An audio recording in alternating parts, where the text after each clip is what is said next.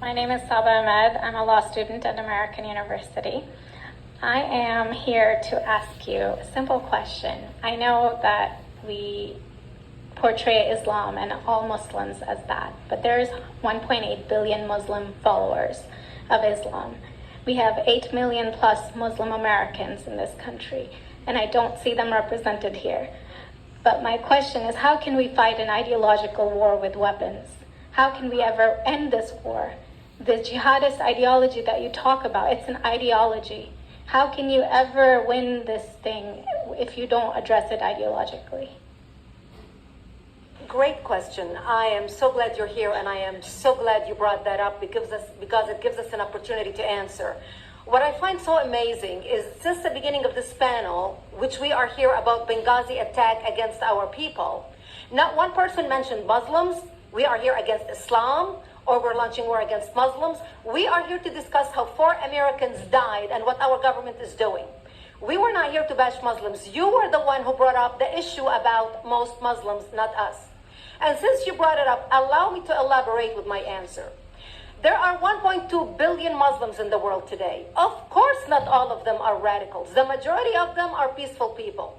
The radicals are estimated to be between 15 to 25%, according to all intelligence services around the world. That leaves 75% of them peaceful people. But when you look at 15 to 25% of the world Muslim population, you're looking at 180 million to 300 million people dedicated to the destruction of Western civilization. That is as big as the United States. So why should we worry about the radicals, 15 to 25%? Because it is the radicals that kill. Because it is the radicals that behead and massacre. When you look throughout history, when you look at all the lessons of history, most Germans were peaceful. Yet the Nazis drove the agenda. And as a result, 60 million people died. Almost 14 million in concentration camps. 6 million were Jews. The peaceful majority were irrelevant. When you look at Russia, most Russians were peaceful as well. Yet the Russians were able to kill 20 million people. The peaceful majority were irrelevant. When you look at China, for example, most Chinese were peaceful as well. Yet the Chinese were able to kill 70 million people. The peaceful majority were irrelevant. When you look at Japan prior to World War II, most Japanese were peaceful as well. Yet Japan was able to butcher its way across Southeast Asia, killing 12 million people, mostly killed with bayonets and shovels. The peaceful majority were irrelevant. On September 11th in the United States, we had 2.3 million Arab Muslims living in the United States. It took 19 hijackers, 19 radicals to bring America down to its knees, destroy the World Trade Center, attack the Pentagon, and kill almost 3,000 Americans that day. The peaceful majority were irrelevant.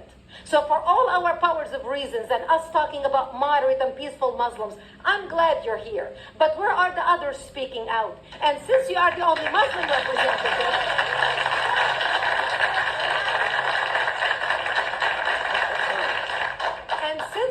the only Muslim representative in here, you took the limelight instead of speaking about why our government, and I assume, are you an American?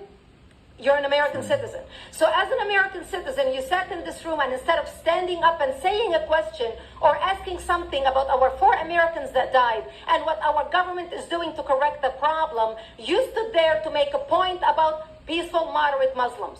I wish you brought 10 with you to question about how we can hold our government responsible. It is time we take political correctness and throw it in the garbage where it belongs and